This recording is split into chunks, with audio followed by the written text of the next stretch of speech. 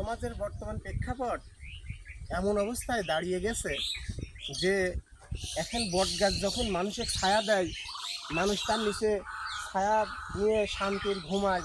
দুপুরে যখন ক্লান্ত শরীর, তখন কিন্তু এই বটগাছের নিচেই তারা এসে রেস্ট নিচ্ছে। কিন্তু এই বটগাছেরই কত ঘাত প্রতিঘাত সহ্য করা লাগে। যেমন এখন বটগাছ মানুষকে এত ছায়া দেওয়ার পরেও তার কিছু অংশ কেটে ফেলা হয়েছে। ঠিক যারা উপকারী মানুষ, যারা পরোপকারী মানুষ, যারা মানুষকে উপকার করে বেড়াচ্ছে, আজকে তাদের এরকম এক সাইড তাদের পঙ্গু করে দেওয়া হচ্ছে, তাদের আর্থিক ক্ষতিগ্রস্ত করা হচ্ছে।